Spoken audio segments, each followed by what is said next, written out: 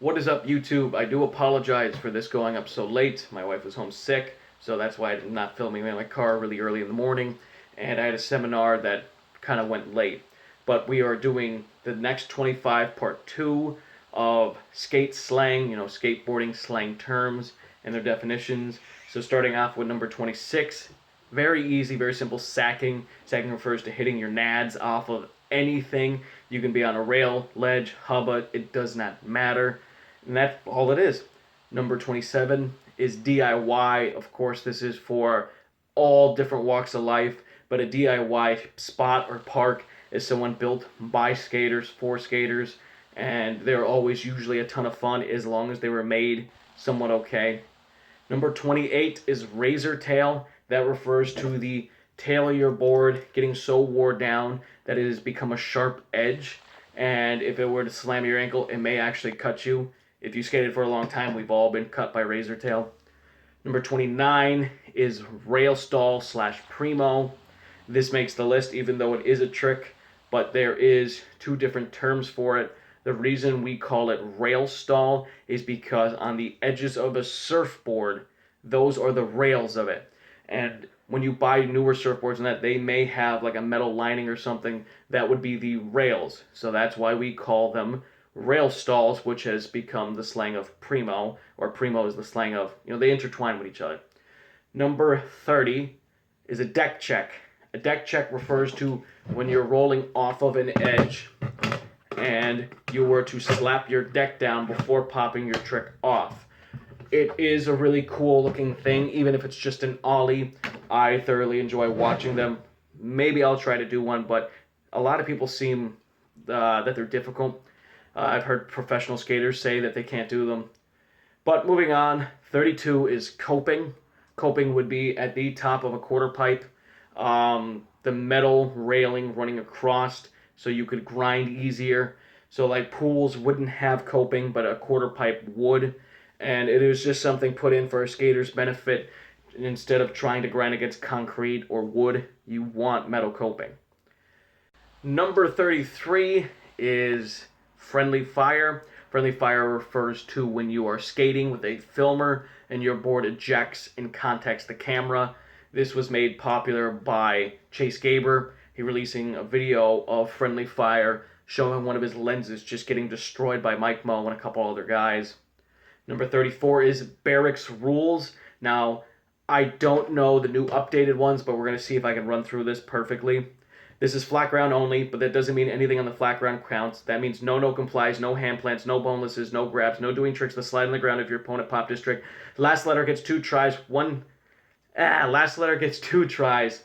Offense gets 1 do-over. Defense gets a bigger margin for error, but ultimately will be decided by the referee.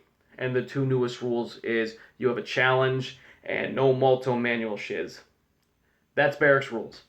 It basically means don't touch your board, don't put your foot on the ground. Everything is going to be done in air with feet only. And this is very, very important if you're going to a skate park and you're going to play your first game of skate. If someone says, do you want to play by Barracks Rules, you're going to want to know what that means. I meet a lot of skaters who have no idea what the Barracks is. And all it is it's a website, it's a YouTube channel, you guys can check them out. And it is a skate park in California that was created by Steve Barra and Eric Costin, and that's where we get Barracks.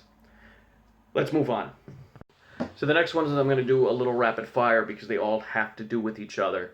Number 35 is defense. On defense, that means you're playing a game of skate and you're trying to match your opponent's trick, and it may be a little sloppy, it may be a toe drag or something. Something that would make it not a redo, which would be an offensive thing, but it would make it defense. And that all depends on how nice your referee is, or if you're reffing your own game, so you're calling your own stuff. The guy you're playing against could be your friend. He could be really, really nice because you landed it for the first time in your life. Number 36 is sloppy. Sloppy is landing any trick not perfect. So if you end up doing a manual for a little while, if you drag your tail, toe, heel on the ground, if you just land with your feet a little funky, it could be sloppy. Sketchy, another word for sloppy.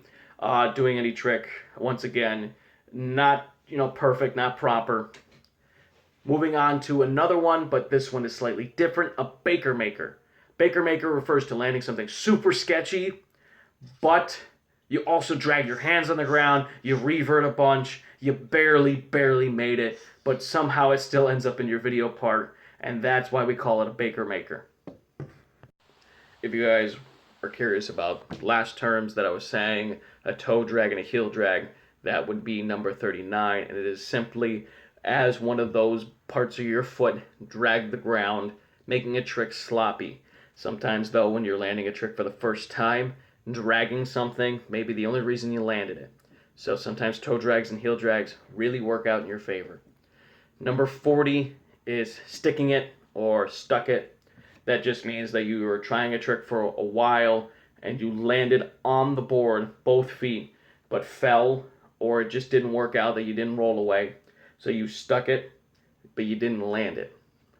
Number 41 is wheel bite. Wheel bite refers to the wheel contacting the deck in such a way that they create so much friction that it actually slows you down or makes you fall.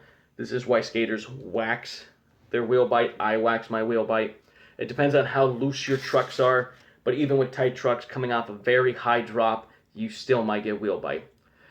42 is a rock fart. A rock fart is referring to when you collide with a rock and it makes the loud noise. Anytime we hear that, we all know what's happening next. Sometimes you hear it for a long time and you just drag a rock for a while. But that's a rock fart. 43 is robbed or getting robbed. It means you stuck a trick, you came so close to rolling away or landing it, and you either hit wheel bite or something happened that you had to step off, or you fell off, or you even ran into a pole and you just didn't like it. That is getting robbed. So you should have landed it, but for some reason you just couldn't roll away with it. 44 is getting snaked. Anybody can snake anybody. I try my best not to, but I still snake people.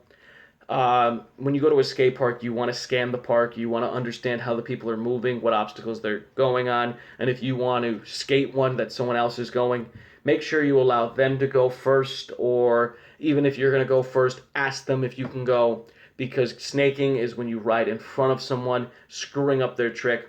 And this is very, very bad, because for someone like me who may battle a trick, or other skaters who battle a trick for 3, 4, 5 hours, our brain is focused on one thing, and we don't want to be bothered with anything else. So if you're rolling up and you're really focused and you have to stop, it screws all with your head, and it's just, you don't want it happening. Number 45 is footy. Footy just refers to footage. So when someone is filming you, you may ask them how much footy you have for your video part, or you might ask your editor, whoever's doing that. It is just footage. 46, marking it or mark it. That refers to back in the days when we filmed on VX and skaters always used poor quality cameras.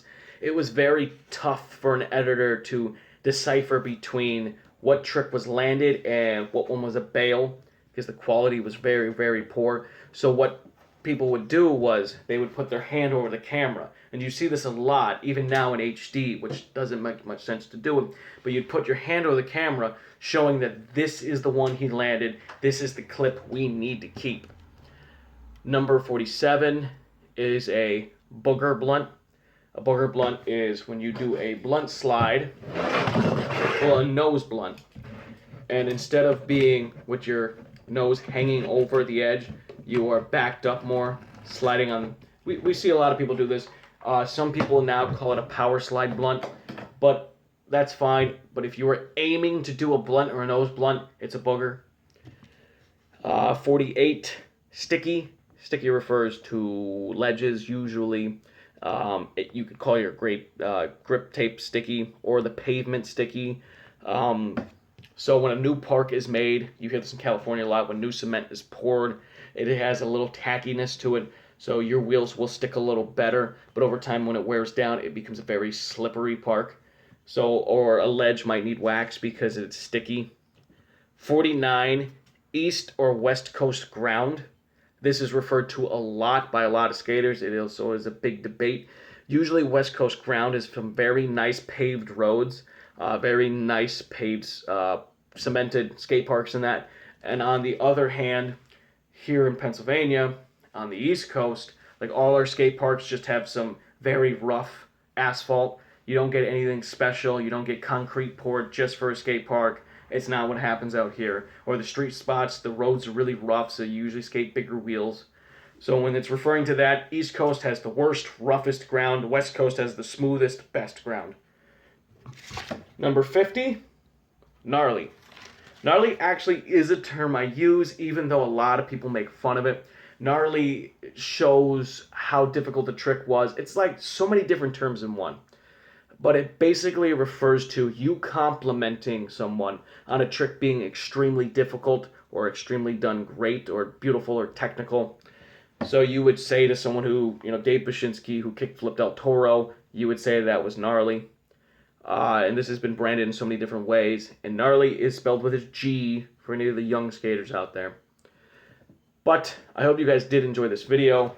I do have a ton of fun doing this. Like I said, drop a comment below. Maybe I can do a part 3. I have about 7 or 8 more terms in my head. But if you guys want to pitch some more comments, I may be able to get together another 25.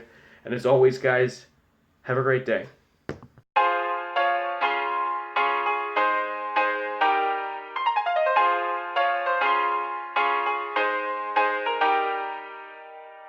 Welcome to the bonus clip.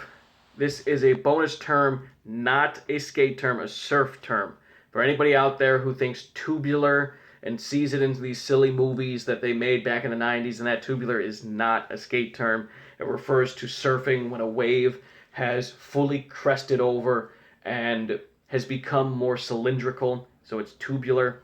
And then totally tubular, which is definitely made fun of a ton, is when the wave has fully contacted with itself and it is now a perfect tube. Tubular. Have a great day.